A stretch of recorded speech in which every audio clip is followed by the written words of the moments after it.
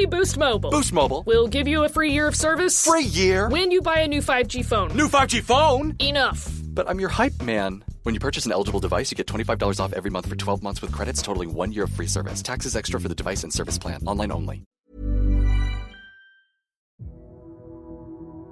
On April the 18th, 1991, Seattle police entered a small apartment in the Richmond Beach area of King County and found a scene straight out of a horror novel. 35-year-old Christopher Case was discovered dead, kneeling fully clothed in his dry bathtub, with his head resting against the wall. There was no signs of an intruder or a struggle, yet the atmosphere was anything but normal. The apartment was littered with crucifixes and burned down candles, and curious lines of salt had been carefully poured along the base of every wall and across doorways. Soft religious music reportedly played from multiple rooms, and handwritten notes about combating evil were scattered about, as if the occupant had been desperately trying to ward off something unholy. Just days before, Christopher had told friends he was certain he was going to die. The victim, he claimed, of a witch's curse. I'm Sarah Powell, and this is Obscurata, because some stories have no ending.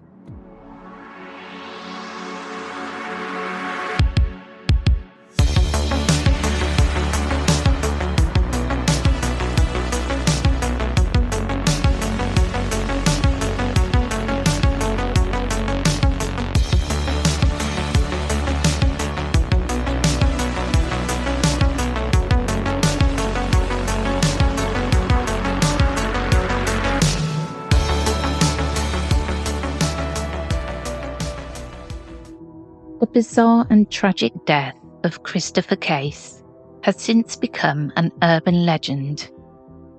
Was Christopher Case truly the target of a supernatural curse by a scorned witch? Or did he literally frighten himself to death? The true story, assembled from police reports, friends' accounts, and official findings, is as chilling as it is puzzling.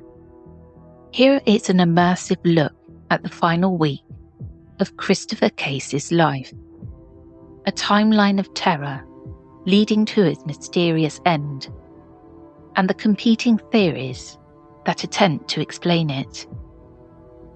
By all accounts, Christopher Case was a healthy, well-liked man, living a pretty ordinary life before these strange events. Originally from the East Coast, he had worked as a radio DJ in Richmond, Virginia, and Raleigh, North Carolina, cultivating a passion for music. In his early 30s, he moved to Seattle to advance his career, landing a job as a music executive with Muzak Holdings, the company known for the soothing background tunes in elevators and waiting rooms. Friends described Christopher as intelligent, friendly, and very health conscious. He was a fitness buff who exercised daily, took vitamins and supplements rigorously, and did not use drugs or have known health issues. He wasn't particularly superstitious or religious. In fact, he didn't believe in the paranormal at all, according to those close to him. Christopher also lived alone and travelled frequently for work, which meant he kept a somewhat solitary social life. Still, he stayed in regular phone contact with old friends back home. One of those friends was Sammy Suda, whom he had known for about 10 years.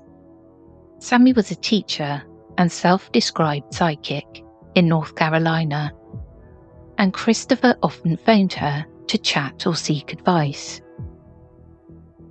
Nothing in his background or personality foreshadowed the terrifying saga that would unfold in April 1991. Everything changed after a business trip that spring, and one fateful encounter on that trip. In early April 1991, Christopher Case travelled from Seattle to San Francisco for a work conference. There, on April the 11th, he met an older woman who shared his enthusiasm for ancient music. By Christopher's account, the two struck up a long conversation about music history, particularly the melodies of antiquity from Egypt and the Mediterranean. Christopher was polite and friendly, and the woman grew increasingly flirtatious. It soon became clear that she was interested in him romantically. She openly asked him to take her back to his hotel, but Christopher politely declined her advances. The woman did not take this rejection very well. In fact, she became furious. As the story goes, the enraged woman abruptly claimed to be a witch, and then she did something that sounded utterly ridiculous to Christopher. She cursed him. She allegedly told Christopher he would regret spurning her. Her parting words were chilling. He would not live past the end of the week. Christopher was unnerved by her outburst, but didn't truly believe it, at least not at first. He was a rational thinker and dismissed the threat as an empty rant from an upset woman. The next day, April the 12th, he flew back to Seattle. Shaken, but trying to laugh off the bizarre incident.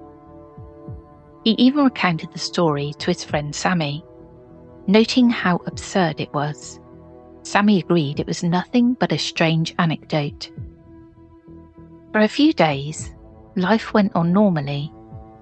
Christopher returned to his daily routine and work, seemingly unfazed. The curse was probably a running joke in his mind, something to chuckle about later. But within 48 hours, that would change. Whatever skepticism Christopher had was about to be tested by a series of frightening events that he struggled to explain. April the 14th, 1991, Sunday. In the early morning hours, just 3 days after the encounter, Christopher's confidence in the curse's absurdity crumbled. He placed an urgent phone call to Sammy Suda back in North Carolina, sounding absolutely terrified. Christopher told her that throughout the previous night, he'd been kept awake by whispering voices, disembodied whispers that seemed to emanate from the dark corners of his apartment. Each time he'd get up to investigate, he found no source. He also said he saw shadowy figures flickering in the corners of his vision, moving around his apartment even though he was alone. And whenever he tried to sleep, he felt an overwhelming sensation of being watched. This wasn't a simple nightmare or an overactive imagination, he insisted. It felt real. Sammy did her best to calm him down, suggesting it had to be stress or fatigue. After all, Christopher had never talked about anything supernatural before. But that morning, he truly seemed convinced something evil had invaded his home. Over the next 2 days, Christopher's situation escalated from spooky to physical, at least in his mind. He scarcely slept at all after the night of whispering voices. Friends would later recall that by midweek, exhaustion and fear were evident in his voice every time he called. He started reaching out to more friends, not just Sammy, and each time he sounded more desperate. What had been a self-assured, sceptical young professional just days before was now, according to one friend, a wreck of a man consumed by panic.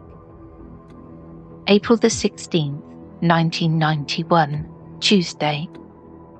In what would be one of his last conversations with Sammy, a hysterical Christopher reported a terrifying new incident. He claimed that during the night of April the 15th to the 16th, while he lay in bed, something attacked him in the dark. He awoke in the middle of the night paralysed, feeling invisible hands gripping his throat. The force, whatever it was, began strangling him so violently, he said, that his body was lifted off the mattress before he was suddenly released and thrown back onto the bed. When he scrambled up and turned on the lights, no one was there, but Christopher was shaken to discover tiny cuts on the tips of all of his fingers and fresh blood on his bedsheets. It was as if he'd been clawing at something. The attack was the breaking point. Christopher was now convinced that the witch's curse was not a joke at all. He believed some malevolent force was truly tormenting him, just as the woman had vowed. His fear for his life became all-consuming. In fact, that Tuesday was the last day Christopher showed up for work. He couldn't focus on anything except defending himself from this curse. Over just a few days, he had been transformed from a rational skeptic into a man frantically taking every occult precaution he could think of. Christopher began researching how to protect himself from evil spirits. That same day, he visited a local religious bookshop in Seattle called Evangel and bought a batch of crucifixes and some books on the occult. The store manager, Rodney Higuchi, later described how Christopher rushed in looking distraught and immediately grabbed several crucifixes from a display. When Mr. Higuchi gently asked what was wrong, Christopher confided that he was under attack by something supernatural and needed these items to defend himself. The manager helped him pick out a few books on fighting witchcraft and spiritual warfare, watching as the visibly anxious man hurried out with his purchases. Armed with these supplies, Christopher went home and practically fortified his apartment. By the afternoon of April 16th, he had placed crucifixes in every room, lit numerous blessed candles, and poured out lines of salt across thresholds and along the baseboards of every wall. In folklore, salt is a well-known devil repellent and barrier against evil. Small piles of salt were heaped in the corners of rooms and on the front porch. He even wrote notes to himself about various protection rituals, which he left scattered around, a sign of how frantic yet determined his mindset had become. It appeared Christopher was preparing to battle an unseen enemy in his home. And notably, everything he did to protect himself in those final days, the crosses, the candles, the salt, would later be exactly what police found when they discovered his body. By all indications, Christopher did not sleep at all on the night of April 16th, and whatever occurred in the dark early hours of April the 17th frightened him so badly that he could no longer stay in his apartment. While the exact events of that night remain unknown, something drove Christopher to flee. Sometime before dawn, he left his booby-trapped home and checked into a hotel to get away for the night. This was before the era of cell phones, so when Sammy tried to reach him on the morning of April 17th, she got no answer. Alarmed by his silence and knowing how terrified he'd been, Sammy decided to call the Seattle police from across the country and ask them to check on Christopher's apartment. Officers did go to perform a welfare check that day, likely on April 17th, but they found the apartment locked and got no response when they knocked. With no immediate calls for a break-in, they left, reporting back that no one answered. This did little to calm his friend's fears. Later, on April 17th, Christopher reappeared, at least by voice. Sammy Suda returned home that evening to find a message on her answering machine from Christopher. It would be the last time anyone heard from him.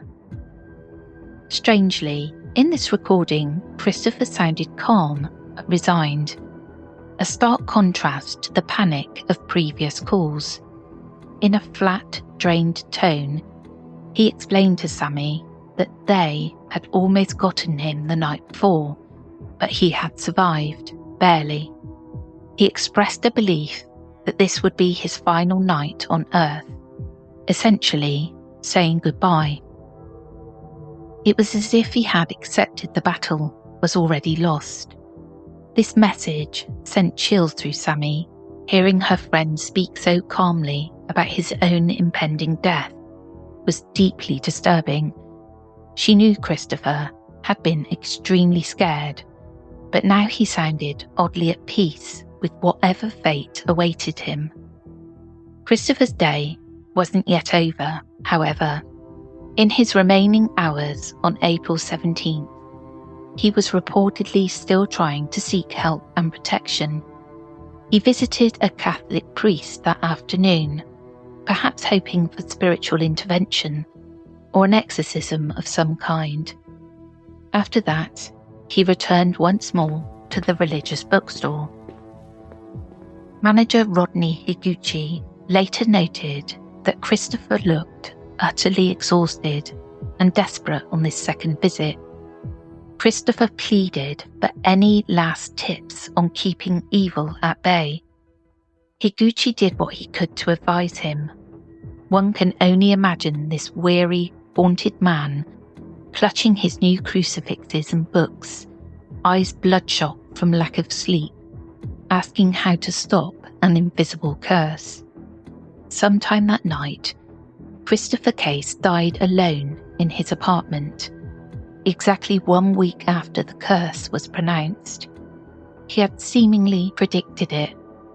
When police returned to his residence the next morning, April 18th, to follow up on the welfare check, they found the front door unlocked this time. Stepping inside, officers were met with the surreal sight of salt-lined rooms and candle stubs. In the bathroom, they found Christopher's lifeless body in the tub, in the same posture one might assume while praying or perhaps resting. Investigators noted that there were no wounds or signs of trauma on his body, nor any evidence of foul play or forced entry into the apartment. It was as if he had simply died of fear. The unusual circumstances of Christopher Case's death launched a brief investigation, though police were perplexed from the start. The scene looked more like an attempt to ward off a demon than anything related to a typical crime. King County detectives did not find any indication of homicide. No one had broken in. Nothing was stolen or disturbed beyond the victim's own occult precautions. As one major investigator noted at the time, the crime scene doesn't suggest that someone came in and did something to him. Initially, they treated it as a suspicious death and awaited autopsy and toxicology reports to explain what happened. After a thorough examination, the medical examiner announced Christopher's cause of death, acute myocarditis, essentially a sudden catastrophic failure of his heart muscle.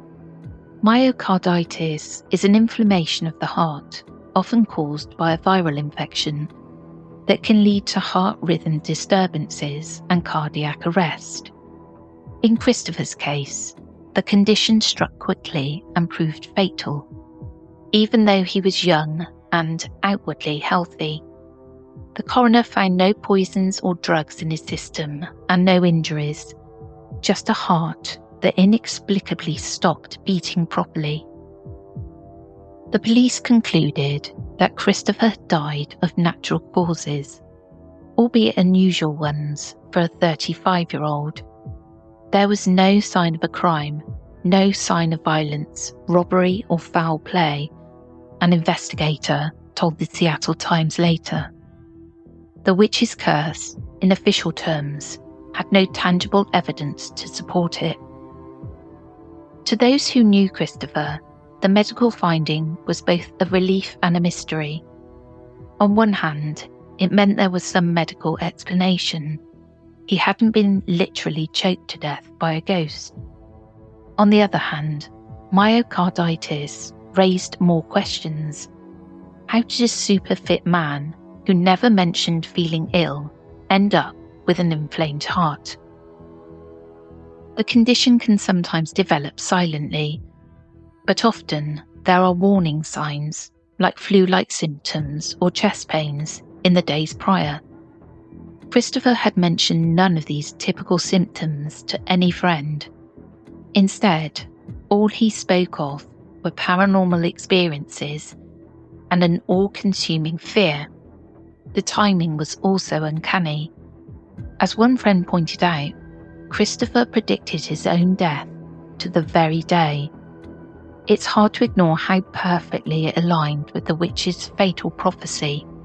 This intersection of medical fact and spooky circumstance is what makes the case of Christopher Case so compelling and controversial to this day. Investigators did verify some elements of Christopher's story. They found letters and notes in his apartment referencing the woman from San Francisco and her curse, suggesting that his fears stemmed from an actual encounter. Friends confirmed that Christopher had phoned them repeatedly, convinced something was after him. One friend recounted how Christopher kept saying, "People are trying to do things to me," in the days before his death. His longtime friend Sammy Suda was so shocked by his panic state that she later told reporters she believed he may have literally died of fright. Sammy insisted that Christopher was a level-headed, stable individual normally, not someone prone to hysteria or fantasy. For him to unravel like this was entirely out of character, which made her think the fear itself killed him. He always had been stable, she said, adding that in their final conversations, he was frantic with terror. Police, having no evidence of a crime, never identified the mysterious older woman from San Francisco. She remained a phantom in this story. Was she really a witch with lethal powers, or just an embittered person whose angry words triggered a tragic chain reaction? With the case officially closed as a natural death, it was up to the public and paranormal enthusiasts to make sense of it all. The death of Christopher Case sits at the crossroads of skepticisms and the supernatural. It's one of those rare cases where an official natural cause coincided with a perfectly scripted supernatural tale. This has given rise to a few key theories and interpretations. One prevailing theory is that Christopher literally frightened himself to death. In this view, the curse was not real, but his belief in it became deadly. Christopher's intense stress, panic, and sleep deprivation during that week may have either triggered the myocarditis or exacerbated it to the point of acute heart failure. Extreme fear can flood the body with stress hormones like adrenaline, which in rare cases can lead to cardiac arrhythmia or a condition akin to a heart attack. Some medical experts note that viral myocarditis can strike young, fit people without warning, and stress or stimulant use can aggravate it. It's possible Christopher had an undiagnosed viral infection, and the timing was pure awful coincidence. Another angle of this theory suggests Christopher's experiences, whispering voices, shadow figures, the sensation of being choked, might be explained by sleep paralysis and hallucinations brought on by extreme anxiety and lack of sleep. If Christopher experienced this, it could have reinforced his belief that he was under attack, creating a terrifying feedback loop of fear. In essence, his mind and body betrayed him, turning the power of suggestion into a fatal physiological reality. Skeptics supporting this theory point out that every supernatural claim Christopher made has a possible rational explanation, and that no verifiable entity ever harmed him except his own heart giving out. The other main theory is that something truly supernatural was at work, that the scorned woman's curse did manifest real harm. Proponents of this view highlight the many aspects of Christopher's death that defy simple explanation. For one, Christopher had no history of belief in the occult, yet suddenly became convinced he was under attack by invisible forces overnight. Could a purely psychological break explain such a drastic shift? Or did he experience genuine paranormal phenomena that forced him to believe? Then there's the matter of timing and foresight. Christopher predicted the exact day of his death and was proved right, which is chilling no matter the explanation. He told friends he wouldn't survive the week, and he didn't. To people open to the paranormal, this is classic evidence of a curse fulfilling itself. The victim becomes consumed by fear as misfortunes intensify, and finally the curse claims their life. The anecdotal reports of objects moving, shadows and physical assaults being lifted and scratched add weight to the idea that an unseen entity might have been tormenting him as he believed. It's also noted that Christopher did everything traditionally recommended to ward off evil: salt, crucifixes, prayer, and yet still died, which in some eyes suggests the curse was too powerful. Those who lean toward this theory ask if it was all coincidence. It is a profoundly eerie one. How likely is it that a healthy man dies of heart inflammation exactly 1 week after a stranger cursed him, unless one considers a paranormal influence? While this explanation can't be proved by conventional means, believers feel the cumulative evidence of the uncanny in this case points to more than just stress and an unlucky virus. It points to dark forces that science doesn't account for. Ultimately, the truth may never be fully known. The official records show that Christopher Case died of natural causes, and there was no tangible culprit to hold responsible. But the context of his death elevates it from a medical anomaly to a modern ghost story. It's a story that prompts us to wonder about the power of belief and fear. Can belief in a curse actually kill you? Christopher's friends sadly observed that in his final days he believed in it wholeheartedly, and that gave the curse a real power over him. Whether that power was purely psychological or literally supernatural is a matter of personal belief. And on that point, the discussion group will be open from 9 a.m. if you've got any thoughts, theories, views on the tragic case of Christopher. Also, if you're into the paranormal, we have another podcast which is suitable for children. It's called The Whispering Woods. You can find it wherever you get your podcasts.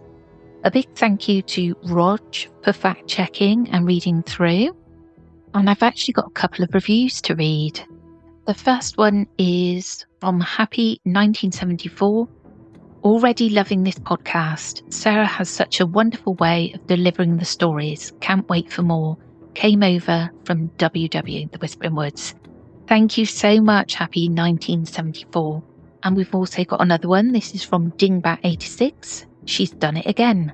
More spooky, more Sarah. This is the life. Thank you so much, Dingbat86. Really appreciate it. Stay curious and sleep with the light on, just in case.